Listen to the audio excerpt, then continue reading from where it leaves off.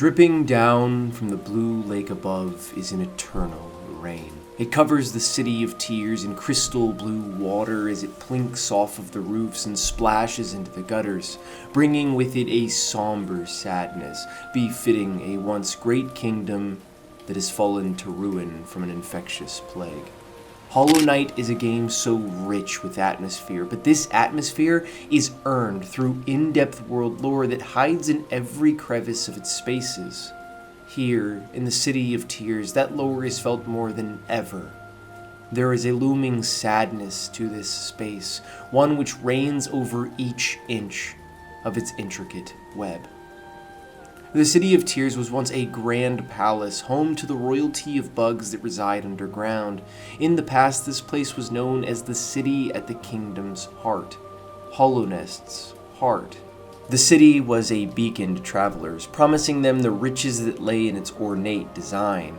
Lyrian the Watcher was one of the most influential members of the city's high society, exerting his influence over all of Hollownest from this key capital. He would sit atop the Watcher's spire and look down upon the city through his telescope to view the traffic as it passed through.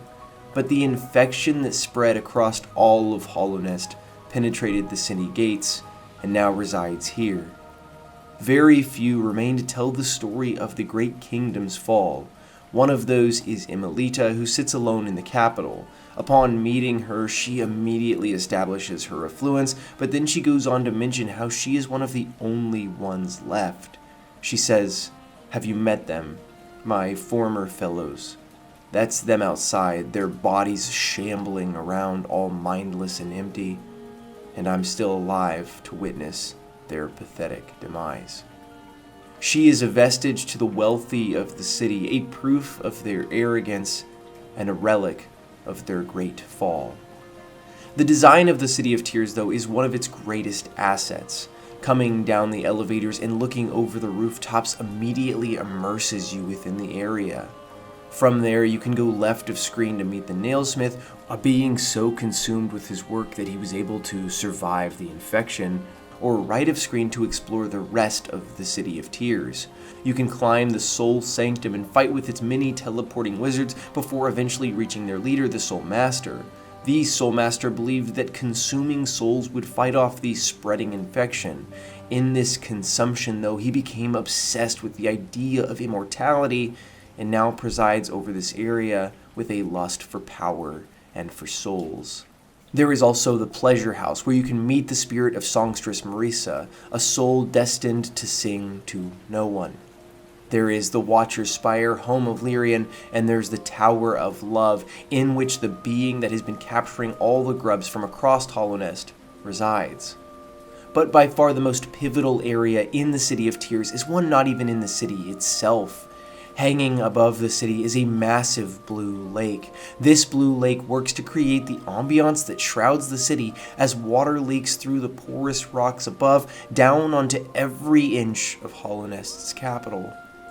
When the city fell, when the denizens began to rot, when all of Hollownest buckled under the weight of the infection, this lake started to seep through the cracks and blanket the city in sadness.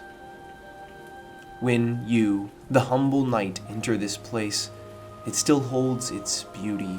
As rain trickles down each pane of glass, beautiful spires jut upward, and the music sets the mood for this lost kingdom.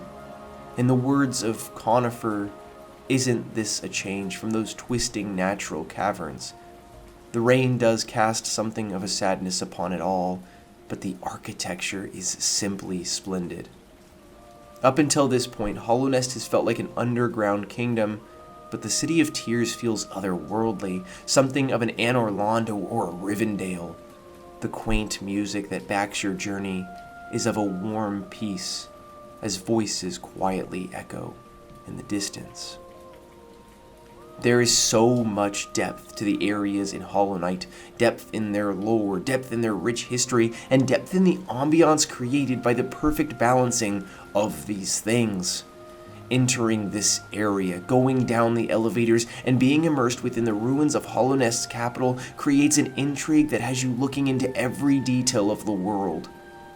As the rain falls, as the kingdom decays and as the infection spreads, there is still immense beauty in the sadness of the city of tears.